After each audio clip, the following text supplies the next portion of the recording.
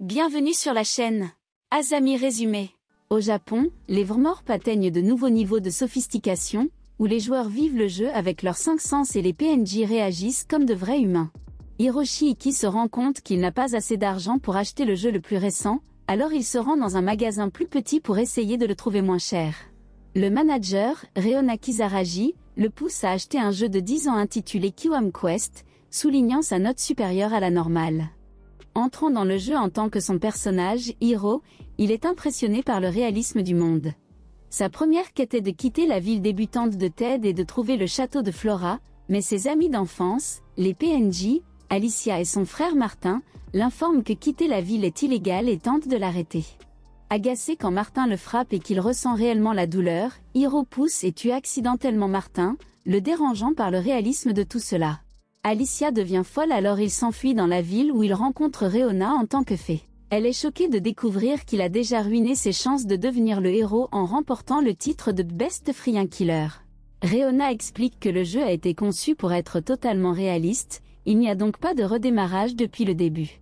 Réona suggère à Hiro d'obtenir l'aide de Junji, un joueur qui a également tué son meilleur ami PNJ, Enrique. Hiro se rend compte qu'être un meurtrier présente des inconvénients en termes de gameplay. Alicia réapparaît et Réona explique qu'Alicia est une utilisatrice de couteaux qualifiés et que la plupart des joueurs en font une coéquipière permanente, mais ayant tué Martin, cette option n'est pas disponible. Réona, qui est invisible pour les PNJ, attaque les yeux d'Alicia, permettant à Hiro de se déconnecter. À l'école, l'ami de Hiro, Takafumi, l'informe que ses intimidateurs pourraient le laisser tranquille s'il arrête de jouer. En se reconnectant, Hiro trouve Junji, un ivrogne d'âge moyen, qui révèle qu'il a tué ses meilleurs amis, sans se rendre compte que ses actions étaient irréversibles, et après 10 ans de jeu, il n'a toujours pas gagné.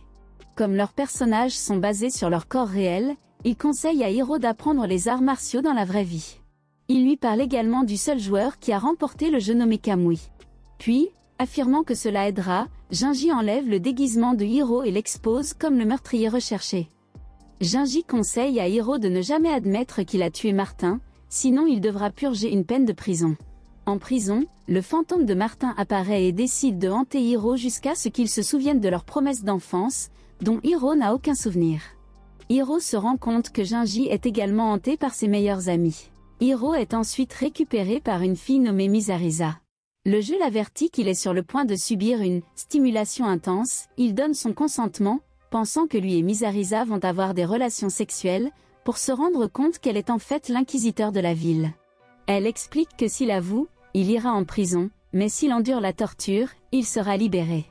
Réona apparaît enfin, expliquant que s'il ne veut pas être traité comme un meurtrier pendant tout le jeu, il doit endurer la torture. Misarisa se prépare à lui couper les jambes et les bras, mais la torture est soudainement arrêtée. En examinant le titre de Hiro, Réona se rend compte qu'après avoir mouillé son pantalon de peur, Hiro a accidentellement déverrouillé une compétence et un scénario jusque-là inconnu qui évite la torture. Alors que Réona est extatique, Hiro quitte furieusement le jeu et jure de ne plus jamais jouer. Hiro se souvient comment il a trébuché et s'est accidentellement mouillé lors de sa première course au lycée. Mike MC Laclan, médaillé olympique dans le public, a identifié son manque de force mentale et lui a conseillé de regarder à l'intérieur. En tant que tel, Hiro a quitté l'équipe d'athlétisme et est devenu la cible d'intimidateurs. Dans le présent, sa sœur lui reproche d'avoir abandonné simplement parce que le jeu est devenu difficile. Après que les intimidateurs aient à nouveau pris son argent, il se rend dans la boutique de Réona pour rendre le jeu. Cependant, elle lui fait connaître Soichir Kamui, un politicien local qui a attribué son succès personnel aux leçons qu'il a apprises en remportant le match. Elle montre ensuite à Hiro une procédure pas à pas créée par Kamui, mais personne ne l'a utilisée car, adolescente, Kamui était insupportablement grossière. Hiro apprend qu'il doit battre Alicia sans se battre, acquérir une épée, permettre à Martin de continuer à le hanter et commencer à acquérir des objets car les magasins du jeu peuvent et vont manquer d'objets nécessaires. Réona convainc Hiro de continuer à jouer en promettant de l'épouser s'il bat le jeu. En se reconnectant, Hiro décide de jouer le scénario inconnu tandis que Misarisa décide que Hiro est sa victime préférée et espère le torturer à nouveau. Tesla, capitaine de la garde municipale, explique qu'il déclare que la mort de Martin est un accident malheureux, alors Hiro est libéré. Malheureusement, en raison du réalisme, Alicia veut toujours se venger et les villageois croient toujours qu'il est coupable.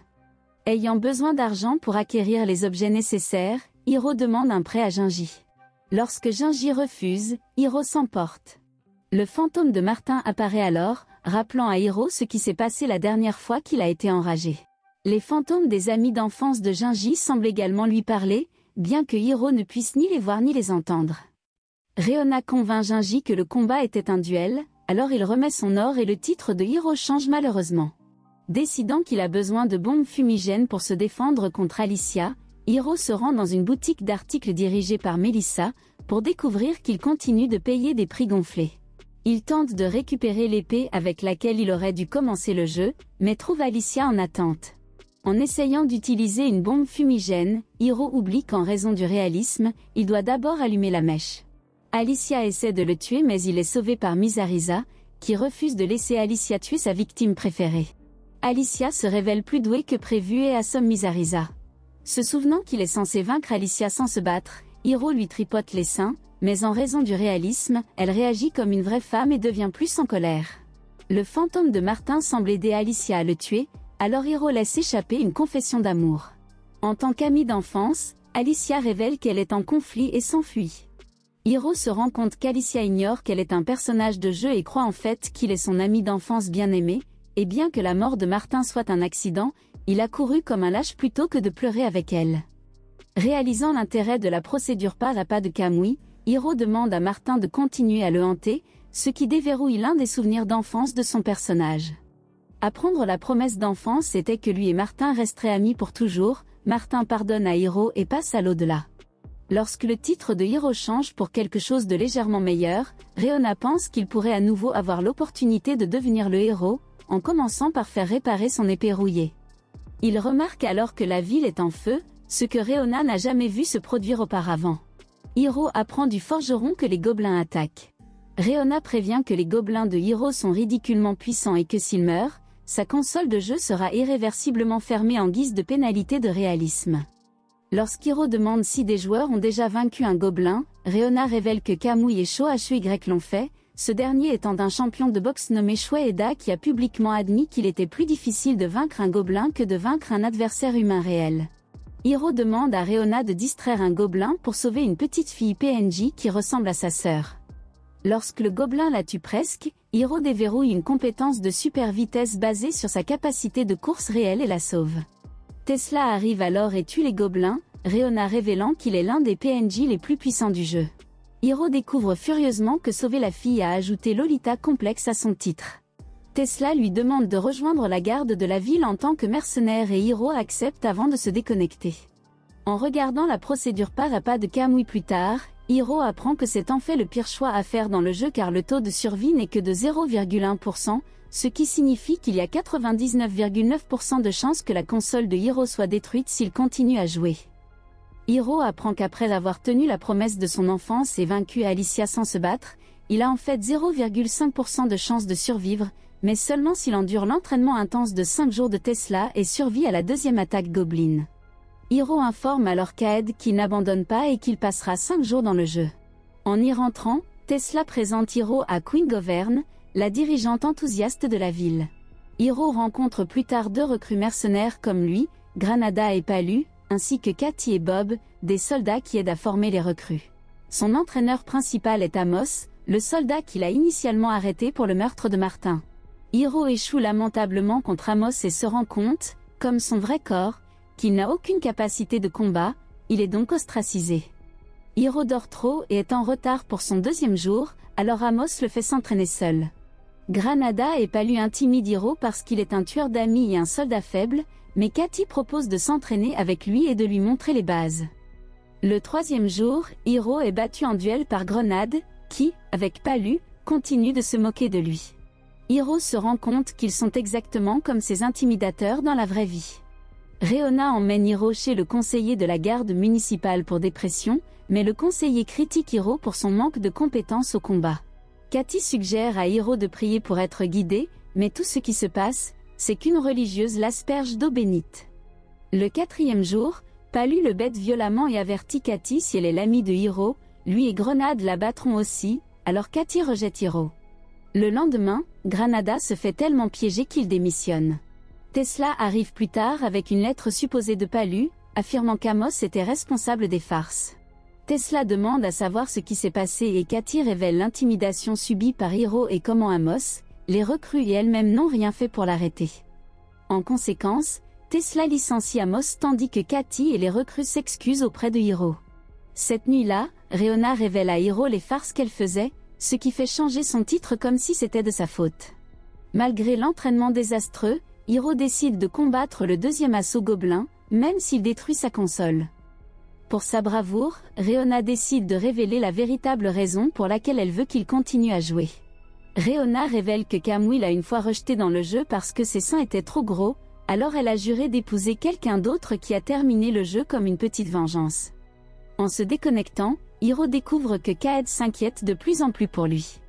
En vérifiant la procédure pas à pas, Kamui dit à Hiro d'arrêter de se fier à la procédure pas à pas et de se battre. Tesla annonce qu'il a remplacé Granada et Palu par Misarisa et Alicia et leur ordonne de patrouiller dans la ville évacuée avec Hiro. Alicia et Misarisa appréhendent un voleur qui admet qu'un chef du crime a ordonné aux voleurs de voler le plus possible avant l'arrivée des gobelins. En s'infiltrant dans le quartier général des voleurs, ils découvrent que le patron est Jinji. Agacé par l'égoïsme de Jinji, Hiro insiste pour le combattre seul, seulement pour qu'Alicia batte Jinji pour gagner du temps. Jinji est impressionné par Alicia et regrette légèrement d'avoir tué ses deux amis d'enfance, mais est heureux d'aller en prison car les cellules de la prison sont exemptées d'être attaquées. Les gobelins attaquent et bien qu'il soit déjà allé aux toilettes, Hiro doit y retourner. Alors qu'il est dans la salle de bain, un Hiro non préparé est confronté à un gobelin. Misarisa décapite le gobelin et propose de séduire Hiro. Alicia les interrompant permet à Hiro de s'échapper, mais il doit à nouveau utiliser les toilettes. Réona pose des questions sur son passé alors il explique ce qui s'est passé. Réona le taquine à ce sujet, le mettant en colère, ce qui arrête ses maux d'estomac mais change son titre pour refléter ses habitudes de toilette. Lorsque le roi gobelin Wanai envahit le palais de Queen Govern, Hiro soupçonne qu'il est la raison pour laquelle la mission a un taux de survie de 0,1%. Tesla fait venir 3 gobelins capturés pour distraire Wanai. Sur la base de plusieurs indices, Hiro se rend compte qu'ils ont été enlevés depuis longtemps. Lorsque Tesla tue Wanai, il admet qu'il a capturé les gobelins il y a 7 ans et que Wanai était leur père. Le gouvernement arrive alors et il révèle que les gobelins sont en fait intelligents et pacifiques, mais redoutables lorsqu'ils sont enragés. En tant que tels, ils ont utilisé cela à leur avantage pour effrayer les gens de sortir et d'entrer dans Ted, leur permettant ainsi de gouverner la ville sans aucune contestation. Tesla tue ces hommes pour cacher la vérité, ce qui amène Hiro à réaliser que Tesla est le véritable boss final qu'il doit vaincre. Alicia défend Hiro, ayant décidé de lui pardonner, et est tuée. Hiro parvient alors à utiliser sa compétence de vitesse pour se défendre contre Tesla. Il est révélé via la procédure pas à pas de Kamui que les émotions fortes du joueur annulent temporairement le réalisme. Hiro déjoue les manœuvres et poignarde Tesla, seulement pour que son épée se brise. Alors que Tesla se prépare à frapper, l'âme de Hiro va à la rencontre de Martin, qui propose de donner un coup de main à Hiro. Hiro revient et découvre que son épée brisée est devenue une lame tueuse de meilleur ami maudit. Hiro se prépare à tuer Tesla, pour se réveiller dans sa chambre après avoir oublié Govern, qui l'a cogné par derrière, permettant à Tesla de le tuer et de détruire sa console. Déprimé, Hiro remarque une nouvelle section de la procédure pas à pas de Kamui qui l'informe d'un moyen de reprendre le jeu 1 heure avant sa mort.